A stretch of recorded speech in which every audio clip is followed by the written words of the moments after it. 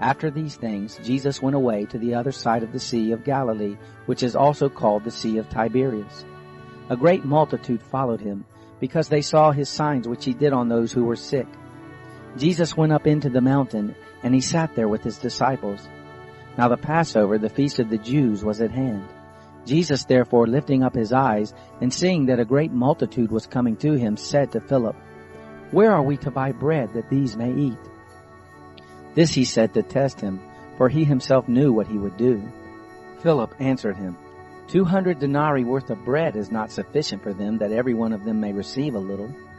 One of his disciples, Andrew, Simon Peter's brother, said to him, "There is a boy here who has 5 barley loaves and 2 fish, but what are these among so many?"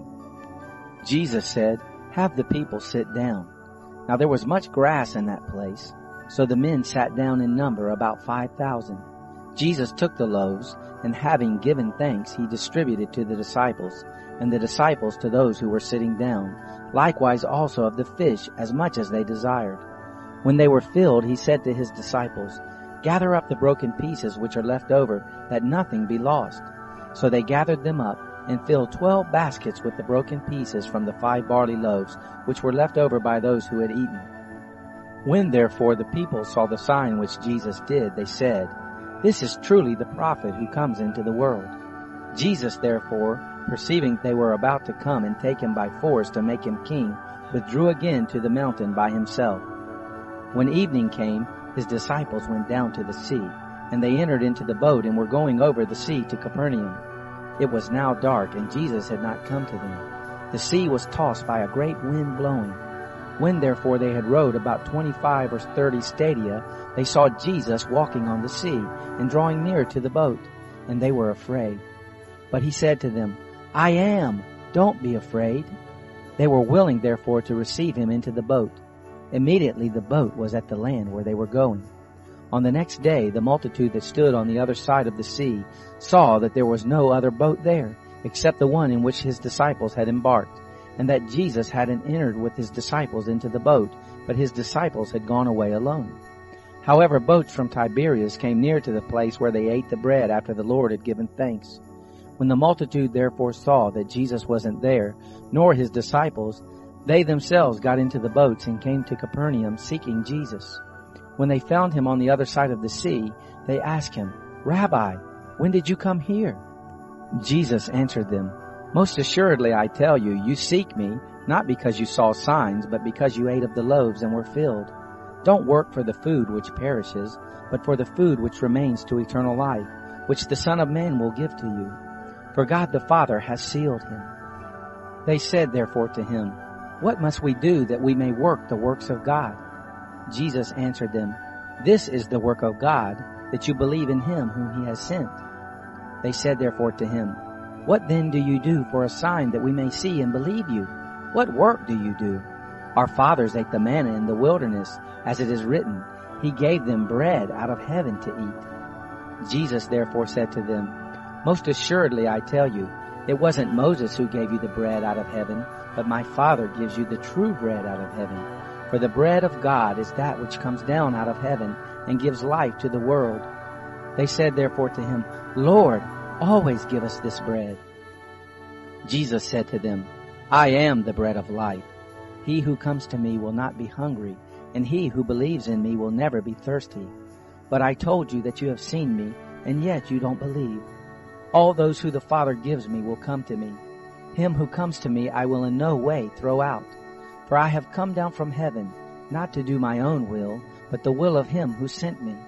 This is the will of my Father who sent me, that of all he has given to me I should lose nothing, but should raise him up at the last day. This is the will of the one who sent me, that everyone who sees the Son and believes in him should have eternal life, and I will raise him up at the last day."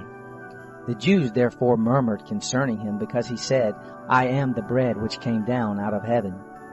They said, "Isn't this Jesus, the son of Joseph, whose father and mother we know? How then does he say, 'I have come down out of heaven'?" Therefore Jesus answered them, "Don't murmur among yourselves. No one can come to me unless the Father who sent me draws him, and I will raise him up in the last day. It is written in the prophets, they will all be taught by God."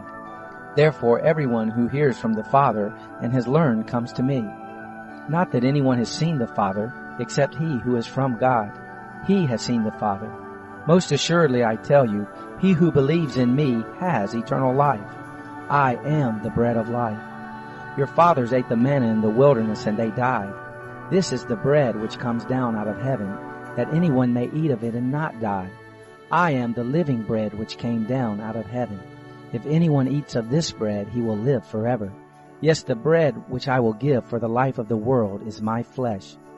The Jews therefore contended with one another, saying, How can this man give us his flesh to eat?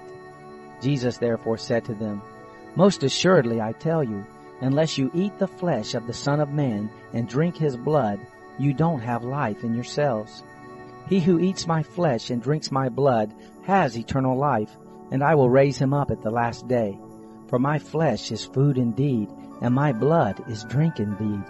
He who eats my flesh and drinks my blood lives in me, and I in him.